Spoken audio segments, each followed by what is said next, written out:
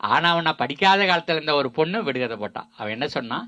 காயான பிறகு பூவாவது எது, பழமான பிறகு காயாவது எதுன்னா. அன்னைக்கு இங்கே பதில் கிடையாது. பதில் கதையெல்லாம் போட்டு வாங்கினேன், தூக்கம் தொலைஞ்சுது சொன்னான். என்னதுன்னா, காயான பிறகு பூவாவது, அடுப்படியில் தேங்காயை உடைச்சு அருவாமனையில் தெருவுனீங்கன்னா வந்துச்சா பூ? காயான பிறகு பூ ஆயிடுச்சா? ஆகா, அந்த ஆளை வீட்டுக்குள்ளே நடக்கிற விஷயம் துள்ளியூண்டு மொனை மாறி கிடக்கு, உங்களால் கண்டுபிடிக்க முடியல. சரிதானா? இலக்கியம், விஞ்ஞானம் எல்லாம் அதுக்குள்ளே அடங்கிடுச்சுண்ணா. அப்போ நான் எங்கே தூங்காமல் யோசித்தேன்னா, நம்ம கிராமங்கள்லாம் தேங்காய் மாதிரி இருந்ததே, இன்னைக்கு கொட்டாங்குச்சி மாதிரி இருக்குதே. கொட்டாங்குச்சின்னு சொல்லுவீங்களா, சிரட்டைன்னு சொல்லுவீங்களா? சிரட்டை சுரண்டி எடுத்துகிட்டு போயிட்டாங்களே. அந்த வாய்க்காலில் பாலம் கட்டியிருந்தாங்க, அது மேலே தண்ணியில் குட்டியாரனை அடிப்போம் நாங்கள். அந்த தண்ணியை காணோம். இப்போ கோடை காலத்தில் கபடி விளையாண்டோம், அந்த மணலை காணோம். இப்போ அந்த கல்லை விட்டான்னா நெல்லிக்காய் பழப்பழன்னு கொட்டும் வாய்க்காக்கரையில், நெல்லி மரத்தை காணோம். அந்த லீவு நாளில் அந்த நாவ மரத்தில் ஏறி குளுக்கணுன்னா பழமாக கொட்டித்தோம், எல்லாம் திம்போம், காணோம் காணோம். அந்த உப்பையும் மிளகா பொடியும் மடித்து வச்சுக்கிட்டு அந்த மாந்தோப்புக்குள்ளே நுழைஞ்சோம்னா கோடை காலத்தை தின்னுவிட்டு வெளில வருவோம், காணோம். நண்பருடைய தோட்டத்துக்குள்ளே நினைச்சோம்னா இளநி வெட்டி தாகம் தெவிட்டு வருவோம், காணோம்.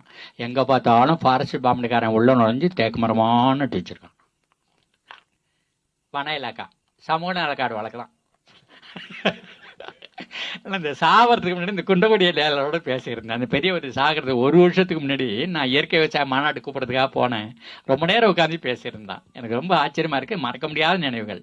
அது சாமியார் சொன்னார் இருக்கும், அதில் உள்ள கொண்டு போயின்னா மரத்தை நடுறது கரையிலெல்லாம் நடணும், அது முள்ளு மரத்தை மட்டும் நட்டுப்பிட்டீங்கன்னா எப்படி அது காடாகும், அதில் என்ன சமூக நலம் இருக்கும் அப்படின்னு சொல்லிட்டு அவர் சொல்கிறாரு, நான் எங்கேயோ படித்தேன், 50 ஏக்கர் பரப்பில்